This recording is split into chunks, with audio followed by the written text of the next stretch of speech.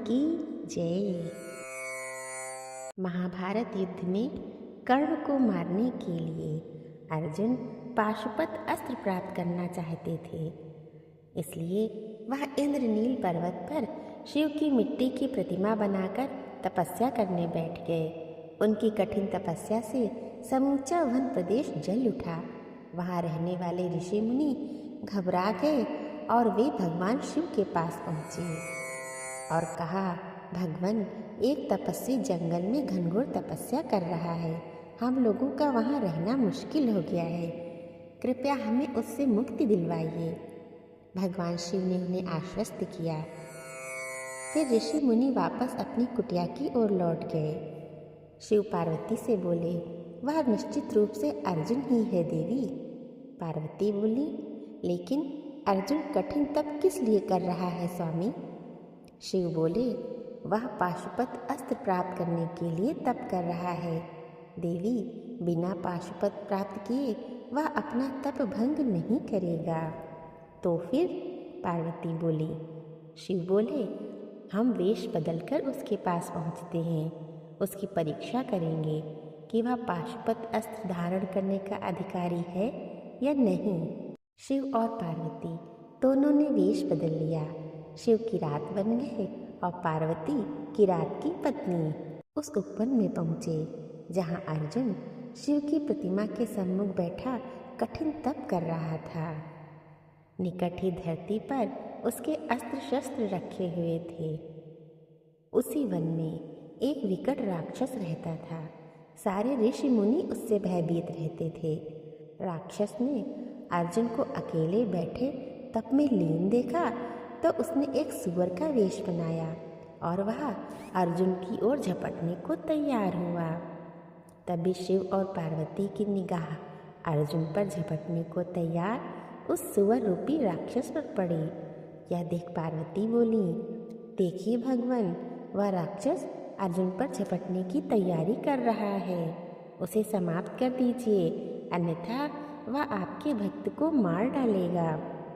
शिव बोले, वह ऐसा नहीं कर सकेगा देवी। शिव ने अपने धनुष पर बाण चढ़ा लिया। वे बाण छोड़ने को उद्यत हुए, लेकिन अर्जुन भी सजग था। सुअर के भागते कदमों की उसे भी आहट मिल चुकी थी। अर्जुन फुर्ती से उठ खड़ा हुआ और अपना धनुष लेकर उस पर बाण चढ़ा लिया। किरात रूपी शिव और अर्जुन दोनों के बाण एक साथ छूटे और सुअर रूपी राक्षस के शरीर में जा घुसे। सुअर के मुंह से दिल दहला देने वाली चीत्कारें फूट निकली। समूचा जंगल कांप उठा। मरते ही उसका मायावी रूप समाप्त हो गया और वह एक पहाड़ की तरह जमीन पर धड़ाम से आ गिरा। किरात बने भगवान शिव के गणों ने शिव की जय जयकार करनी आरंभ कर दी। किरात और अर्जुन दोनों एक साथ मृत सुअर के पास पहुँचे। अर्जुन मुस्कुराते हुए बोला, निशाना तो तुमने ठीक ही लगाया, किंतु तुम चूक गए। तुम्हें इतने विलंब से तीर नहीं चलाना चाहिए था। देखो मेरा निशाना कितना सच्चा है। एक ही बाण में सुअर को यमलोक पहुंचा दिया। किरात बोला, लेकिन यह तो मेरे बाण से मरा है। मेरे सब साथी जानते हैं कि बाण पहले मैंने चलाया। सुअर मेरे बाण से मरा है, ना कि तुम्हारे बाण से। अर्जुन की भ्रुकुटी तन गई। वह क्रोध में आकर बोले, बाण मेरा ही लगा है। सुअर मेरे ही बाण से मरा है, ना कि तुम्हारे बाण से। शिव बने किरात ने भी गुस्से से भरकर कहा, तो फिर ठीक है, इसका फैसला युद्ध से हो जाए। जो जीत जाए वही इसे मारने का वास्तविक अधिकारी माना जाएगा। दोनों में भयानक युद्ध छिड़ गया। दोनों ओर से तीरों की वर्षा होने लगी। काफी देर तक युद्ध चलता रहा। अर्जुन के सारे बाण समाप्त हो गए। वह चिंतित होकर सोचने लगा, आश्चर्य है, मेरे सारे बाण समाप्त हो गए, किंतु किरात को एक खरोंच तक भी नहीं आई है। यह कैसा चमत्कार है। यह सोच उसने धनुष उठाया और उसकी डोरी से किरात को फंसा लिया। लेकिन अगले ही क्षण उसे एक तीव्र झटका सा लगा। किरात ने न सिर्फ स्वयं को ही मुक्त करा लिया बल्कि अर्जुन को भी ऊपर उठाकर दूर पटक दिया। अर्जुन का सारा शरीर दर्द से भर उठा। गुस्से में भरकर अर्जुन ने तलवार उठा ली और किरात पर टूट पड़ा, लेकिन किरात के शरीर से टकराते ही अर्जुन की तलवार टूट गई। अर्जुन गुस्से से पागल हो उठा। वह पेड़ उखाड़ उखाड़ कर किरात पर प्रहार करने लगा, किंतु किरात तो जैसे फौलाद का बना हुआ था, उस पर रंच मात्र भी असर ना हुआ।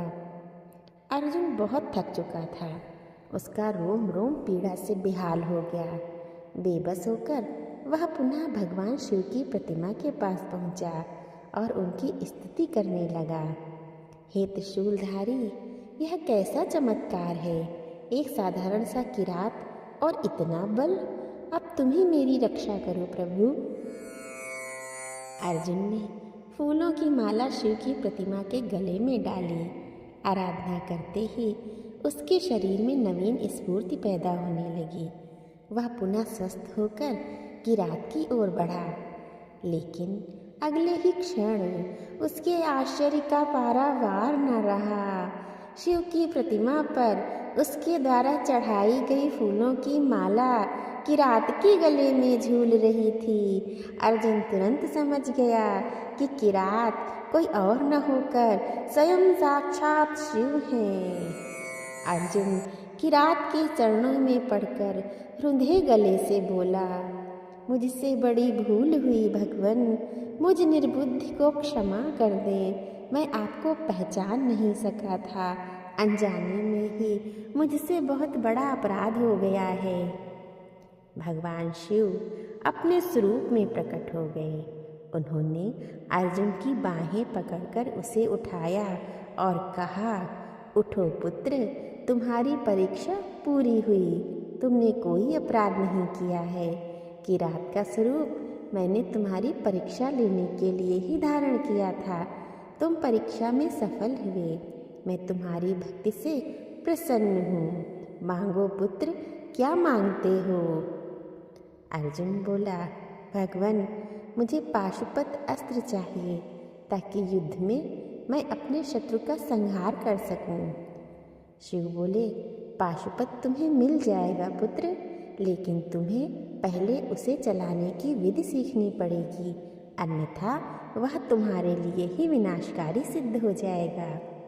यह कहकर भगवान शिव ने अर्जुन को पाशुपत अस्त्र दिया और साथ ही उसे चलाने की विधि समझाते हुए बोले, पुत्र, तुम इसे सिर्फ धर्म के कल्याण हेतु ही प्रयोग कर सकोगे।